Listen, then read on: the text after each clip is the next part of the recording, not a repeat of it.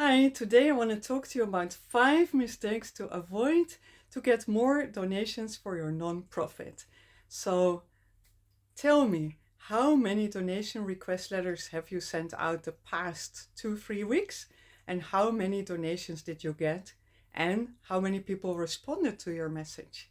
After watching this video, you will understand why some of them, or maybe a lot of them, didn't donate, even though the work that you're doing is great. And you will know what to avoid, so you will be able to get better results with your donation request letters in the future. I'm Suzanne Bakker. I'm a nonprofit operations strategist, and I support nonprofits who want to be credible, professional, and ready for receiving grants to get more impact or to generate more impact in this world.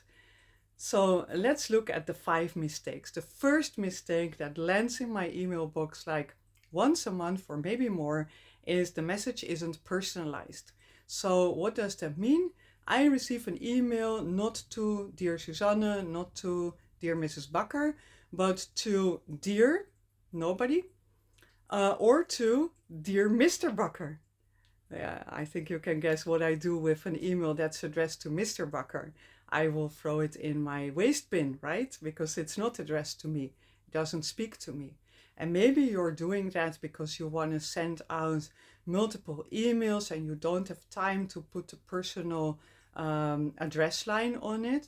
But then please check out email service providers like MailerLite, highly recommend that one, or MailChimp or any other constant contact, whatever, and use those to be able to personalize the opening of your message to the people who are receiving them without any extra work on your side. Second mistake that I see a lot also lands in my email box, maybe not once a month, but every 6 weeks or so. And that is an email message with no text or just the footer, the address line, and an attachment. Well, in this day and age of phishing and viruses and so on, I'm not gonna open an attachment that I didn't ask for, that I don't know what it is, that I don't know who sent it to me, and that they're not taking a moment to tell me why they're sending that to me, right? I'm not doing that. I am deleting that email straight away and then cleaning up my email waste bin straight away to not have any risk of any kind of virus or something like that on my computer. Yes, so maybe you're sending something in an attachment because you have a lot of things that you want to show. Maybe you want to show pictures and you want it to look nicer than you can do in an email. And that's okay. But then if you do that, please make sure that in the body of the email, you are having a message that shows that it's coming from a real person, a credible person, and that invites me to open the attachment and tells me why I would want to do that and what I will see there. Yeah, so that's a good way to make me feel that it isn't something fishy, that it's not going to destroy anything on my computer, but that it's actually something that I might be interested in. The third mistake that I see a lot is that it's not clear what people are asking money for. Yes, so maybe they're saying, yeah, we are this and this organization and we need donations to continue our work, and here's our bank account. But then I think like, yeah, why should I send you money?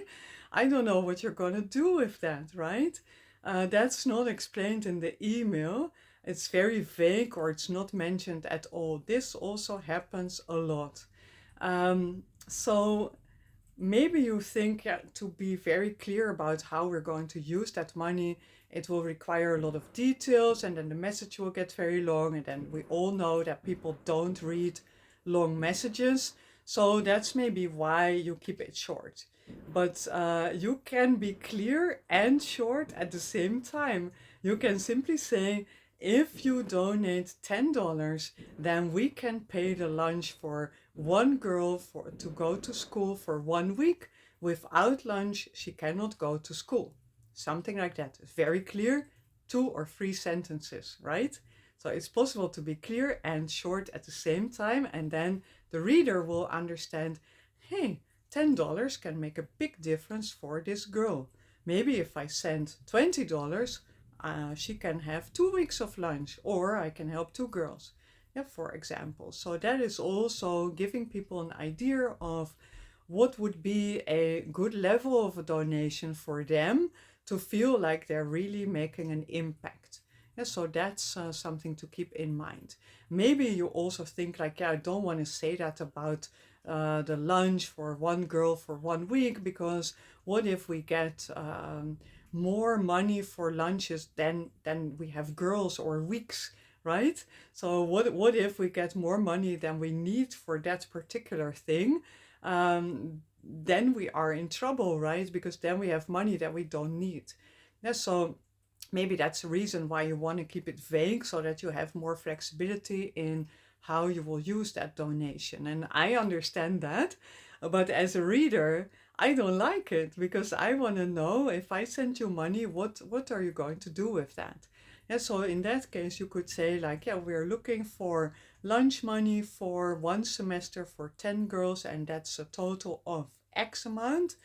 If we would be so lucky to raise a little bit more, we will use it for the next semester, or we will use it for buying school books for the same girls, or something else, right? So you can also sketch a scenario like, what if you're raising very successfully a lot of money, then how will you handle that?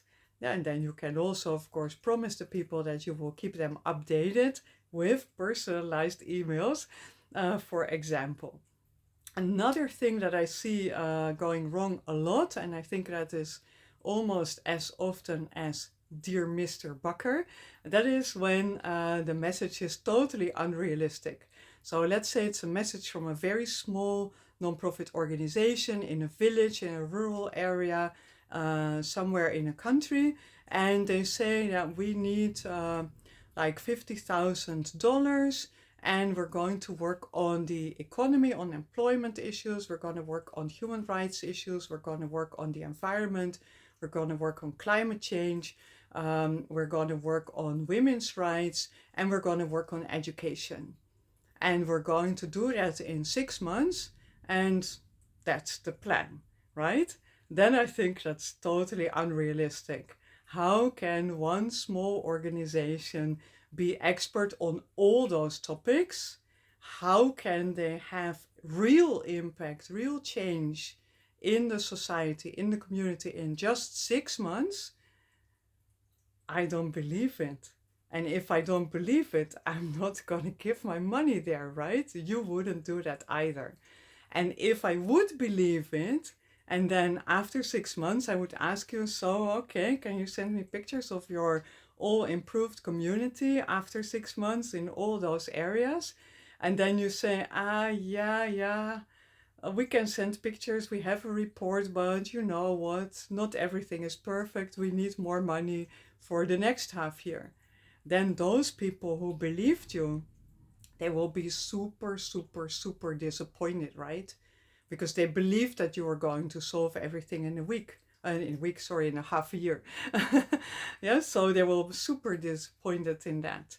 So they will never donate again, for sure, not to you and maybe not to anybody else. But the people who don't believe you, like me, they will not donate in the first place, because we will think like, they're not professional, they don't even know what they know, and they don't know what they don't know, and they're not gonna have any impact. They might do a lot of work in 6 months, and they might need all that money for all that work, but it will not lead to anything, because it will be all over the place, right? You work a little bit on that, a little bit on that, and there's no real big change for anybody involved in that program at all. Another big mistake that I see is that everything is perfect, the message is perfectly addressed, there are no weird attachments, it's very clear, it is realistic, but it's the wrong person. Yeah, you're sending your message about girl education to somebody who is totally into rescue cats, saving dancing bears, saving wild lions, somebody who's interested in animals, not in girl education. Yeah, and then you might think that they're crazy, but those people exist, right? So that's just their dream to support animals and to protect animals and to take care of animals. And they don't have this dream about girls and girl education like you. Yeah, so your perfect letter will have no impact on them because it's not their dream, they're not going to invest in it. Yeah, so here is where you need to do your research right?